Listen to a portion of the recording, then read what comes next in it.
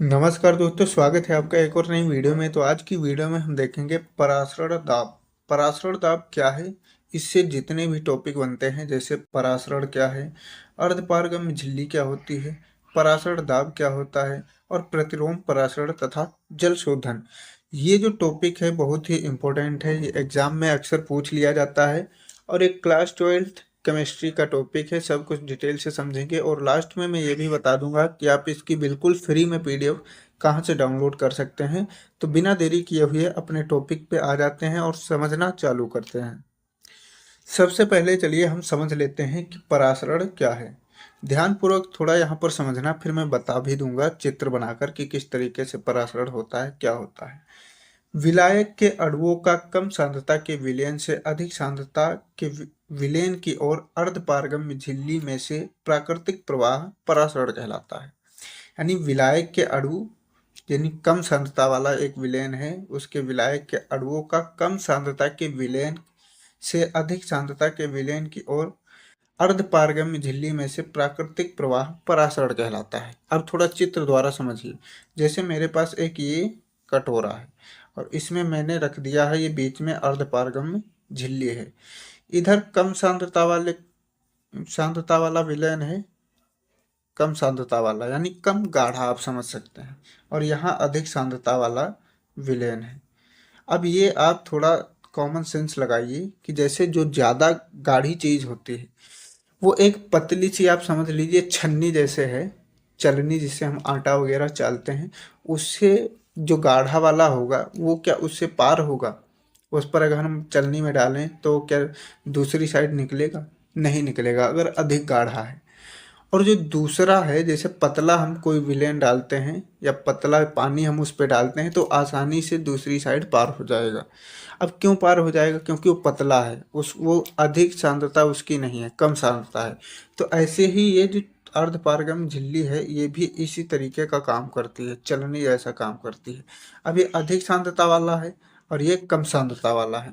तो कम सांद्रता वाले जो अणु होंगे, विलायक के जो अणु होंगे, जैसे इसमें कोई भी विलायक पानी भी हो सकता है, कुछ भी हो सकता है, तो जो कम गाढ़ा है तो वो आसानी से इसमें से पार होकर इधर की ओर आता रहेगा, इधर की ओर। और इधर की ओर तब तक आएगा जब तक ये दोनों एक जैसे नहीं हो जाएंगे। तो इसी को हम बोलते हैं परासरण। तो उम्मीद करता हूँ परासरण आपको समझ में आ गया होगा। परिभाषा आपको यही लिखनी है जो यहाँ पर मैंने लिख रखी है। तो उम्मीद करता हूँ कि परासरण समझ में आ गया होगा। अब अर्धपारगम्य झिल्ली क्या है वो समझ लेते हैं। अर्धपारगम्य झिल्ली वह झिल्ली जो विलायक के अणुओं को निकल जाने देती है परंतु विलय के अणुओं को नहीं निकलने देती, अर्धपारगम्य झिल्ली कहलाती है। अब ये झिल्ली जो मैंने अभी ऐसे बाउल में एक बनाया था, जो अभी आपको ऐसे, और इसमें ये बीच में जो झिल्ली लगाई थी, ये काम यही करती है कि ये विलायक के अणुओं को एक एक साइड से दूसरी साइड जाने देती है, विलायक के अणुओं।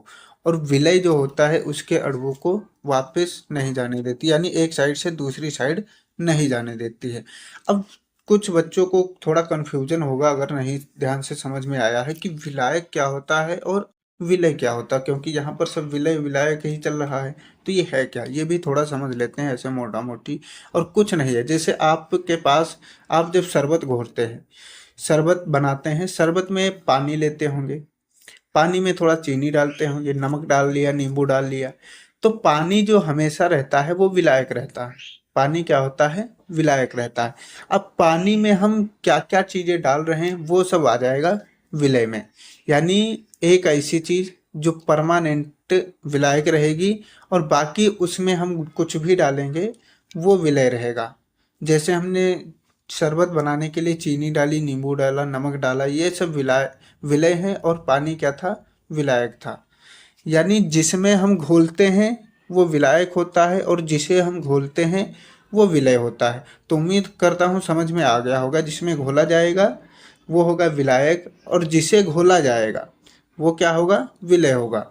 तो यही यहाँ पर अर्धपारगम झिल्ली का थोड़ा कॉन्सेप्ट है कि वह झिल्ली जो विलायक के अणुओं को निकल जाने देती है परंतु विलय के अणुओं को नहीं निकलने देती, अर्धपारगम्य झिल्ली कहलाते हैं। अर्धपारगम्य झिल्ली सिर्फ विलायक के अणुओं को निकलने देती है, विलय के अणुओं को निकलने नहीं देती है। तो उम्मीद करता हूँ ये भी आपको समझ में आ गया होगा। थोड़ा जब मैं पीडीएफ प्रोवाइड कराऊंगा आप नोट डाउन करना, या मोबाइल से ही एक दो बार अपने आप पढ़ के भी देख लेना, सब कुछ समझ में आ जाएगा। अब चलिए अगला जो हमारा टॉपिक है उसके बारे में थोड़ा समझते हैं। अगला है परासरण दाब। अब परासरण दाब क्या है ध्यानपूर्वक समझिए, ये एक टॉपिक मोस्ट इम्पोर्टेंट है, क्योंकि यहाँ से हमें सूत्र फॉर्मूला भी मिलता है। किसी विलयन को अर्धपारगम्य झिल्ली द्वारा उसके विलायक से पृथक करने पर परासरण की क्रिया को रोकने के लिए कम से कम जितना बाहरी दाब विलयन, यहाँ पर विलन हो गया है लेकिन यहाँ पर होगा विलयन। ठीक है, विलयन यानी जो हम जैसे शरबत है वो भी क्या है, एक विलयन है। विलयन पर लगाना पड़ता है, परासरण दाब कहलाता है। इसे हम पाई से प्रदर्शित करते हैं। यानी किसी विलयन को अर्धपारगम झिल्ली द्वारा उसके विलायक से पृथक करने पर परासरण की जो क्रिया है उसको रोकने के लिए कम से कम जितना बाहरी दाब विलयन पर लगाना पड़ता है उसी को हम परासरण दाब कहते हैं। इसे पाई से प्रदर्शित करते हैं। अब थोड़ा सूत्र देख लेते हैं इसका क्या होता है। पाई इक्वल टू होता है CRT। पाई इक्वल टू क्या होता है, CRT होता है। अब CRT है, थोड़ा ध्यानपूर्वक। अब C इक्वल टू होता है, यहाँ पर मैं लिख देता हूँ, C इक्वल टू होता है N अपान में V। N क्या है, मोलों की संख्या है, V क्या है, आयतन है। V क्या है, आयतन। अब हम C की जगह पर N अपान में V रख देंगे तो हमारे पास क्या फॉर्मूला आ जाएगा, पाई इक्वल टू N अपान में V इंटू RT, ये फॉर्मूला आ जाएगा। अब N बराबर हम जानते हैं, अगर आपने पढ़ा होगा ध्यानपूर्वक, N क्या है, मोलों की संख्या। अब मोलों की संख्या निकालने के लिए हमारे पास क्या होना चाहिए, हमारे पास होना चाहिए विलय का भार और अपान में होगा विलय का अणुभार, यानी W अपान में M, W अपान में M। तो ये हो गया क्या, किसके बराबर, N के बराबर। तो इस N की जगह पर हम रख सकते हैं W अपान में M। तो हमारे पास सूत्र आएगा ये, पाई इक्वल टू WRT अपान में MV। ये सूत्र हो जाएगा हमारा फाइनल सूत्र। अब इसको आपको थोड़ा ध्यान रखना है। अब सब कुछ हम डिटेल से बता देंगे कि पाई क्या है, C क्या है, R क्या है, N क्या है, V क्या है, वो भी आगे लिखा हुआ है। चलिए उसको समझ लेते हैं। तो आगे यहाँ पर सब कुछ मैंने लिख रखा है, और परासरण दाब का जो सूत्र है वो भी इधर साइड में लिखा हुआ। परासरण दाब का सूत्र क्या है, litre ATM mole inverse kelvin inverse. क्या होगा, litre ATM mole inverse kelvin inverse. अब यहाँ पर जैसे है, जहाँ C क्या है, सांद्रता है, R क्या है, गैस नियतांक है, T क्या है, ताप है, और W क्या है, विलय का भार है, N क्या है, मोलों की संख्या है, V आयतन है, और M विलय का अणुभार है। अब जैसे जब भी इस पे सवाल आएगा, जब तक हमें ये नहीं पता होगा कि C बराबर क्या होगा, R बराबर क्या होगा, T बराबर क्या होगा, तो हम कैसे उसको हल करेंगे। इसीलिए यहाँ पर मैंने सब कुछ लिख रखा है। आप फॉर्मूला जो क्वेश्चन होगा उसमें ढूंढेंगे, और ताप जैसे दिया होगा तो T की जगह पर रखेंगे, विलय का भार दिया होगा W की जगह पर रखेंगे, मोल दिया होगा मोलों की संख्या तो N की जगह पर रखेंगे। तो इस तरीके से आप न्यूमेरिकल लगा पाएंगे। तो उम्मीद करता हूँ यहाँ तक आपको समझ में आ गया होगा। अब है प्रतिलोम परासरण तथा जल शोधन। ये ऐसे ही क्वेश्चन है जो ज़्यादातर एग्जाम में पूछा जाता है। इसमें कोई फॉर्मूला नहीं है, बस ये थिंकिंग पे आधारित है, यानी थ्योरी है इसमें।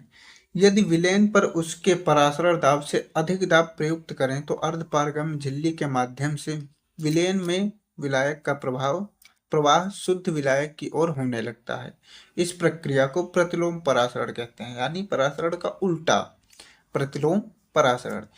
यदि विलयन पर उसके परासरण से अधिक दाब प्रयुक्त करें तो अर्धपारगम झिल्ली के माध्यम से विलयन में विलायक का प्रवाह शुद्ध विलायक की ओर होने लगता है। इस प्रक्रिया को प्रतिलोम परासरण कहते हैं, और इसका उपयोग जैसे आप फिल्टर वगैरह देखते होंगे, जो पानी फिल्टर करते हैं, उसमें भी इनका उपयोग ज़्यादातर होता है। किस क्रिया का, प्रतिलोम परासरण का, जो पानी फिल्टर करके देते हैं। अब नोट में यहाँ पर लिखा हुआ है, चलिए समझ लेते हैं क्या लिखा है। इसका प्रयोग समुद्री जल एवं कठोर जल को शुद्ध करने में किया जाता है। प्रतिलोम परासरण के लिए आवश्यक दाब बहुत अधिक होता है। इसके लिए सेलुलोज एसीटेट की बनी हुई झिल्लियों का प्रयोग करते हैं। ये झिल्लियां जल के लिए पारगम्य होती हैं, परंतु समुद्री जल में उपस्थित अशुद्धियों एवं आयनों के लिए अपारगम्य होते हैं। यानी जल के पास करेंगी वो, और जो उसमें अशुद्धियां हैं जैसे कंकड़ पत्थर हो गया, कुछ भी अशुद्धियां हैं उनको जाने नहीं देंगी। आजकल बहुत से देश अपने शुद्ध जल की आवश्यकता के लिए विलवर्गीकरण संयंत्रों में इसी प्रकार की झिल्लियों का प्रयोग करते हैं। जो पानी फिल्टर करता है, ये हो गया, इसमें भी इसी प्रकार का लगाया जाता है। जो छोटे छोटे फिल्टर आते हैं उनमें सब में इसी प्रकार का सिस्टम लगाया जाता है, यानी इसी प्रक्रिया का उपयोग किया जाता है प्रतिलोम परासरण का। तो उम्मीद करता हूँ ये प्रतिलोम परासरण या जल शोधन आपको समझ में आ गया होगा। अब चलिए हम बात कर लेते हैं आप इसकी बिल्कुल फ्री में पीडीएफ कहाँ से डाउनलोड कर सकते हैं। पीडीएफ डाउनलोड करने के लिए आपको टेलीग्राम में जाना है, वहाँ पर सर्च करना है BRGK बाई विपिन। वहाँ से इस लोगों का एक चैनल दिखेगा जिसमें आप ज्वाइन हो या ना हो, लेकिन आपकी ज़रूरत की जो चीज़ें हैं वो वहाँ पर टाइम टू टाइम पढ़ती रहती हैं, तो डाउनलोड कर सकते हैं। या तो आप वीडियो के डिस्क्रिप्शन में जाएंगे, वहाँ पर भी इसका लिंक मिल जाएगा। मिलते हैं नई वीडियो में, तब तक के लिए चैनल को सब्सक्राइब कर लेना। जय हिंद।